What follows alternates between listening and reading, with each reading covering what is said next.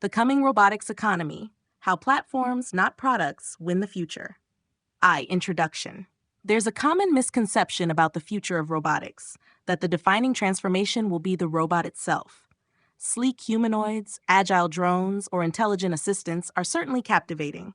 But history suggests something different. The real transformation will happen not because of the robot, but because of what forms around it. As with the smartphone, the PC, or Bitcoin, the most powerful technologies are not defined by their first-order functions, but by the ecosystems and coordination mechanisms they unleash. The robot, in this view, is simply the next kernel, a foundational innovation that triggers a much larger feedback loop of economic, social, and technological change.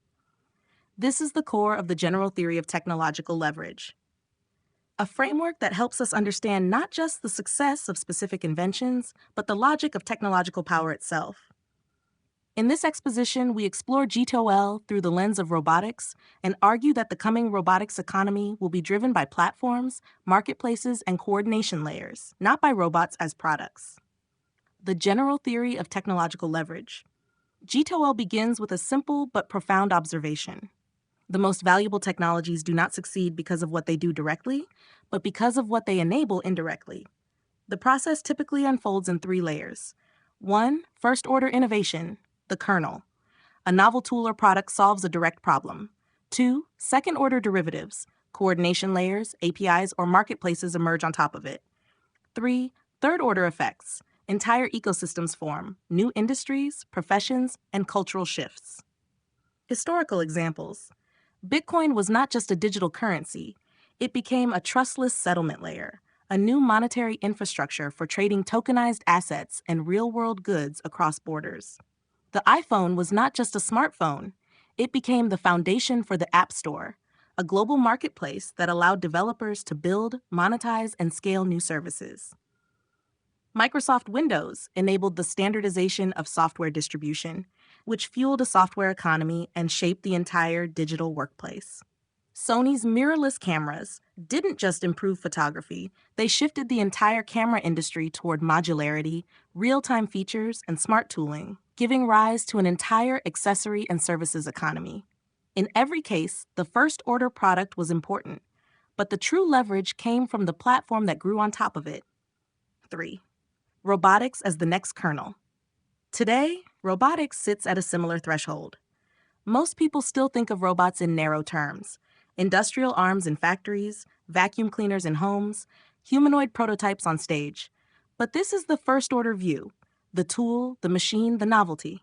The real revolution begins when robots stop being tools and start becoming interfaces, bridges between humans, software, space, and decision-making. When robots drive you to work, pick up your groceries, help care for aging parents, coordinate local deliveries, operate autonomously across physical and digital realms, they cease to be products and become portals to services, coordination, and value exchange. This content is brought to you by Bobby Gigs.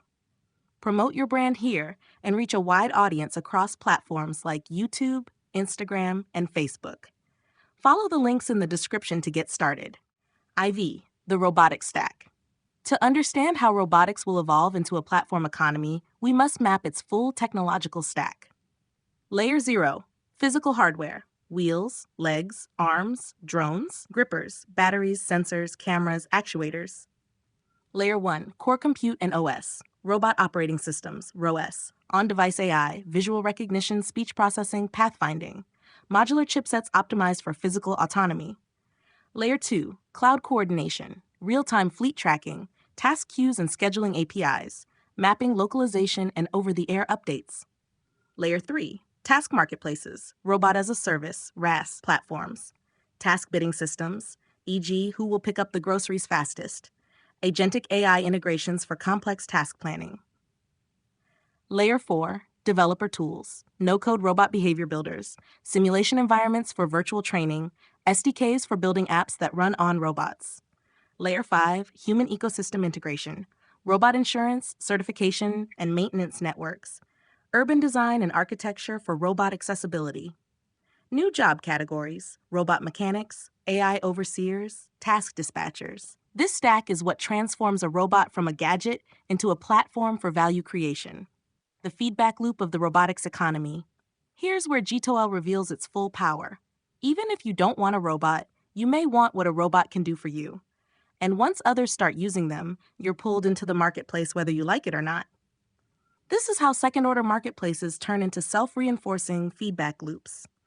Robots make home life easier. You hire one. Your neighbor gets one too. Service costs drop, options increase. Local shops start catering to robot shoppers. New services emerge. Your workplace integrates robots. Now you have to interface with them. Insurance, repair, accessories, a whole economy forms. As robots become common, value migrates away from the device and toward the ecosystem. The robot is no longer the product, the platform is. VI, the human layer, trust, identity, and control. Personal robots will need to interact with your calendar, your money, your family, your private data. This raises critical questions. Who owns the robot's memory? Can it be trusted with your credit card? Will it negotiate prices at the grocery store? Will your children talk to it more than they talk to you?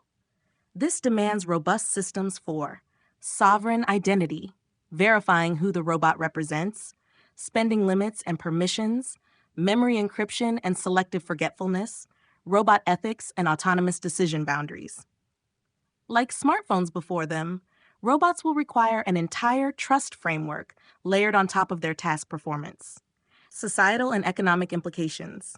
As robots integrate into daily life, the ripple effects will be enormous. Labor shifts. Some jobs will disappear, others will evolve. New jobs will emerge entirely. Urban design. Cities will adapt for robot accessibility, like they did for cars or internet infrastructure. Family structure. Robots may support elder care, help raise children, or act as communication hubs. New industries, robot resale markets, repair chains, insurance firms, compliance agencies, and just like the Toyota Camry dominated because it was affordable, durable, and supported by a robust repair ecosystem, the winning robot won't be the smartest, but the most serviceable and standardized. 8. Conclusion. Platforms win, protocols scale. The general theory of technological leverage teaches us that the most important technologies are not those that perform a function, but those that spawn entire coordination systems around that function. The robot is not the product. It is the interface. The platform is the product. Those who recognize this early will stop thinking like consumers and start thinking like architects, designing for the stack, the economy, and the inevitable future in which robotics becomes the coordination layer of civilization. The robotics economy is coming. The only question is whether you'll build with it or be built around it.